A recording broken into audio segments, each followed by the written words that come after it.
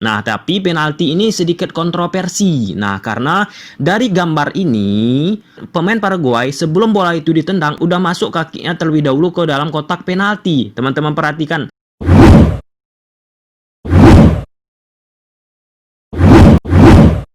Kaigat ulang coba-coba. Nah, teman-teman, kali ini kita bakal membahas pertandingan Argentina menghadapi Paraguay. Pada pertandingan tersebut, Argentina harus puas bermain dengan skor 1-1. Ada kejadian menarik, gol Messi dianulir. Nanti kita bahas. Kemudian, penalti Paraguay ini cukup menarik juga karena ya sekilas pemain Paraguay duluan masuk terlebih dahulu ke dalam kotak penalti sebelum bola itu ditendang oleh pemain Paraguay. Oke, selain itu kita bakal membahas muntahnya Lionel Messi. Oke, kita langsung menuju ke grafis yang telah aku sediakan.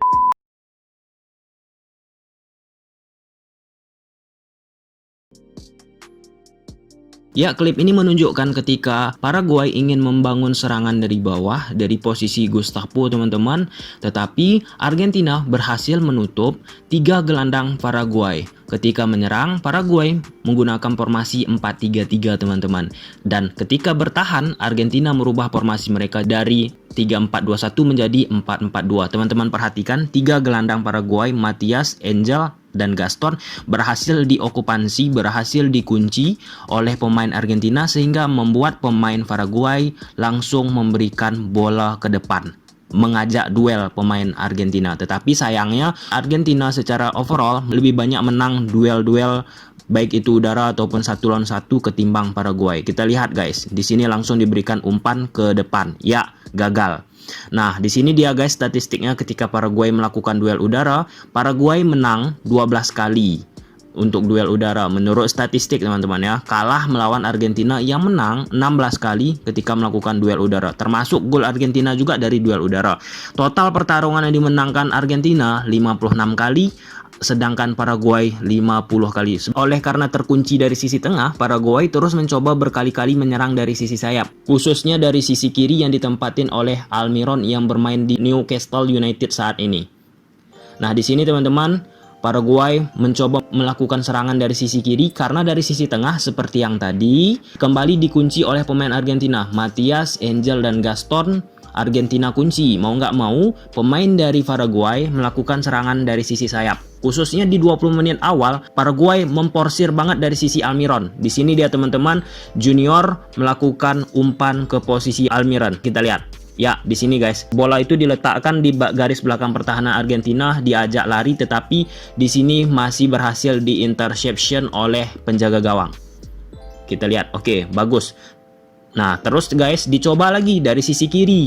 Nah, ini untuk kedua kalinya. Bola tersebut tetap masih sama skemanya seperti bola pertama diberikan ke Almiron. Junior tetap orang yang berandil besar memberikan umpan ke Almiron dan diajak lari lagi pemain belakang Argentina. Masih gagal juga.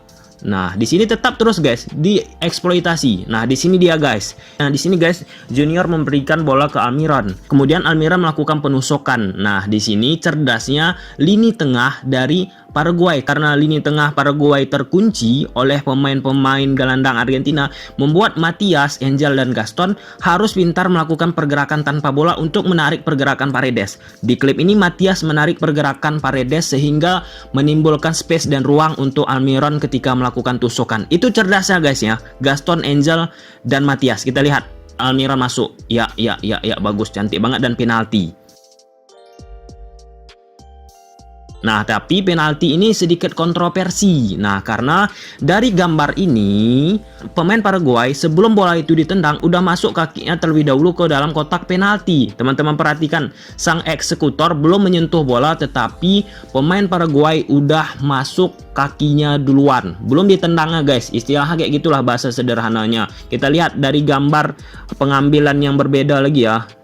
Nah, ini lebih parah banget sih. Ini walaupun udah sedikit disentuh ya, dan belum tertendang juga, udah disentuh pemain Paraguay bola tersebut. Dan ini tidak di-call oleh wasit itu sendiri. Sesudah pertandingan baru rame meme yang mengatakan ini sebenarnya nggak sah golnya. Tapi hal-hal seperti ini guys, nanti ada pembahasan. Kita lihat ya, kita lanjut. Ini sah tetap golnya ya. Itu guys, gol.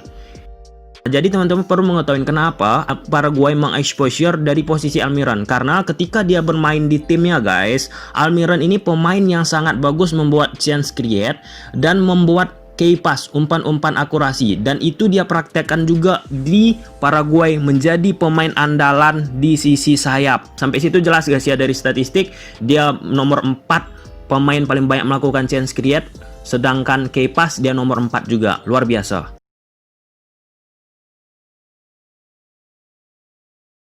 Bukan hanya Paraguay yang kesulitan membangun dari sisi tengah, Argentina juga kesulitan. Nah, teman-teman perhatikan ketika bertahan, Paraguay menggunakan pola 4-2-3-1 guys. Pemain Paraguay berhasil mengunci. Otamendi membuild up dari bawah, Paredes dikunci oleh Lucena. Kemudian Gonzalez dikunci oleh Angel. Kemudian Matias kuncinya Palacios. Kemudian Gaston kuncinya pergerakan Messi. Oleh sebab itu Otamendi memberikan umpan direct terus ke depan, tapi gagal. Seru loh pertandingan ini, alot banget. Nah, kemudian kembali guys, oleh sebab sulitnya Argentina juga membangun serangan dari tengah, di sini Paredes mengambil inisiatif untuk mundur menjemput bola ke bawah, kemudian mensirkulasikan ke sayap kiri ataupun sayap kanan. Ini sudah kita ulas teman-temannya. Ini kemajuan taktikal dari Lionel Scaloni teman-teman, karena di pertandingan pertama ini nggak dilakukan, pertandingan menghadapi Bolivia ini udah diperbaikin dengan menjadikan salah satu gelandang sebagai pemain nomor 6, dan kembali di sini Paredes sebagai pemain nomor 6 menjemput bola ke bawah, dan ini disirkulasikan ke sayap kiri guys, karena dari tengah sulit banget. Nah, di sini juga Paraguay di babak kedua merubah formasi mereka ketika bertahan dari 4-2-3-1 menjadi 4-4-2. Namun secara overall kedua tim tetap memanfaatkan sisi sayap ketika melakukan serangan. Gambar ini menunjukkan Gonzalez memberikan umpan ke pemain Argentina yang melakukan pergerakan tanpa bola, tetapi gagal ya. Nah, di sini guys, gol Argentina bukan dari open play tetapi dari memanfaatkan tendangan corner kick. Di sini guys, salah satu kecerdasan dari Gonzalez dan pemain-pemain Argentina lainnya. Gonzalez di pressure oleh Matias. Gonzalez masuk ke dalam kotak penalti ke bagian ruang kosong di panah tersebut teman-teman. Ketika Gonzalez masuk ke kotak penalti, Matias pemain yang mempressure yang menjaga Gonzalez ditutup pergerakannya, dihalang-halangin pergerakan oleh Otamendi dan Lucas. Ini cerdik guys, antara kebetulan ataupun taktikal nih, tapi ini sangat luar biasa corner kick yang diambil oleh pemain Argentina. Ya, ditutupin guys, jeber tanpa ada yang ngawal.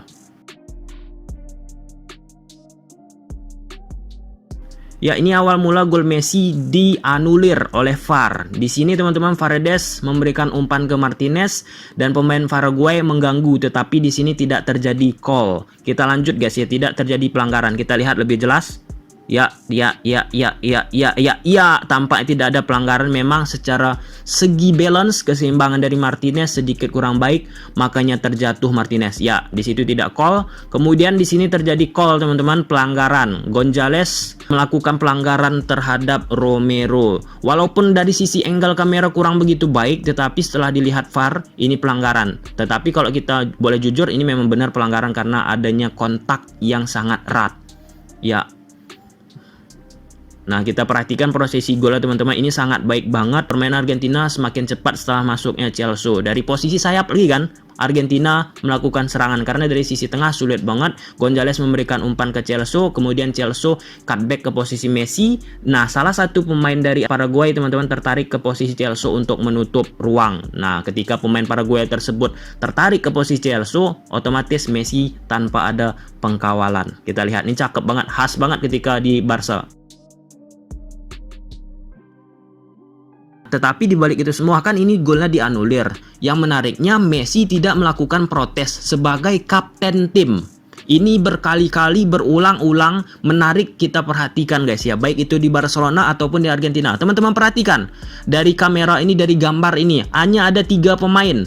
Nomor 15, kemudian nomor 6 atau nomor 5 itu teman-teman. Kemudian Celso. Malah di sini Celso ngotot banget memprotes kenapa gol ini dianulir. Seharusnya yang menyampaikan protes-protes ini kan kapten. Nah, disinilah pentingnya sisi kapten dalam tim guys ya. Kalau kita menonton MU, kita lihat Maguire ketika ada hal-hal gini dia langsung protes keras, menekan wasit. Baik itu Madrid juga, Sergio Ramos dia tekan wasit terus-menerus. Tetapi inilah kehebatan Messi dengan kesabaran yang tingkat tinggi yang tidak mudah marah-marah guys. Kita patut juga mengapresiasi itu. Bahkan pelatih Argentina protes. Ya, jadi kesimpulannya teman-teman, kalau kita melihat di 3 pertandingan terakhir, menghadapi Ekuador, kemudian Bolivia, kemudian Paraguay, apa yang dilakukan oleh Scaloni ini udah baik, sudah menuju ke hal positif. Ada perubahan-perubahan taktikal yang baik dari pertandingan Ekuador yang sangat deadlock, sangat nggak enak banget ditonton, menghadapi Bolivia, kemudian menghadapi Paraguay. Nah, analisis-analisis menghadapi Ekuador, Bolivia, coba teman-teman scroll biar ketika menonton ini berkesinambungan. Teman-teman tahu apa yang berubah dari Scaloni. Enggak hanya pertandingan ini aja teman tonton. Karena kalau teman tonton di pertandingan sebelum-sebelumnya, jadi ada koneksi yang erat antara 1 taktik, 2 taktik, 3 taktik. Yang kedua teman-teman, kembali pada pertandingan kali ini, deadlock terjadi di lini tengah masing-masing kedua tim, baik itu Argentina dan Paraguay. Oleh sebab itu kedua tim juga memanfaatkan sisi kiri, sisi kanan untuk melakukan serangan.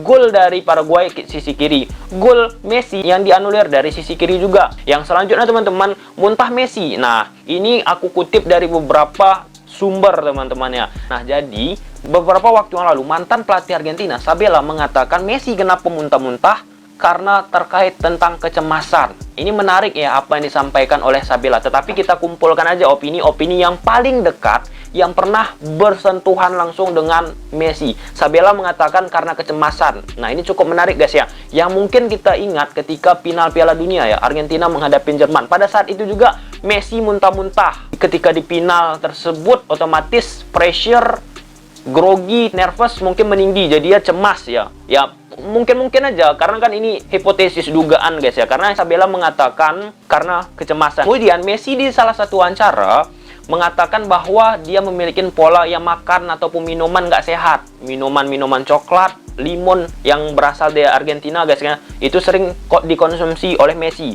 Oleh sebab itu Messi mengatakan di wawancara tersebut bahwa dengan meminum minuman nggak baik, minuman yang nggak sehat untuk atlet, sering muntah, dan itu udah dia hentikan. Dan kembali muncul Messi muntah lagi pada pertandingan menghadapi Paraguay, dan banyak lagi spekulasi mengatakan penyakit sinusitis dan sebagainya guys. Banyak mulai dari Sabella mengatakan kecemasan, yang selanjutnya Messi bilang karena ya makan dan minuman nggak teratur, nggak baik lah. Selanjutnya ini berita lagi mengatakan penyakit sinusitis. Ini cukup menarik. Nah, yang terakhir teman-teman, ini hal yang berkali-kali yang udah kita bahas kalau teman-teman mengikuti. Apa itu? Ketika ada hal-hal yang kontroversi, pemain-pemain dari Argentina, khususnya Messi teman-teman, sangat jarang kita melihat melakukan protes yang menekan langsung guys ya, menekan wasit untuk ya setidaknya wasit itu tertekan lah, seperti apa yang dilakukan Maguire bersama MU ataupun Sergio Ramos bersama Real Madrid. Dan itu pada pertandingan tadi nggak terlihat kita saksikan. Jadi sampai situ aja dulu guys ya. Nanti kita lihat taktik apa yang berubah lagi dari Lionel Scaloni. Kalau suka teman-teman video ini, udah tahu apa harus kalian lakukan. See you the next video. Bye.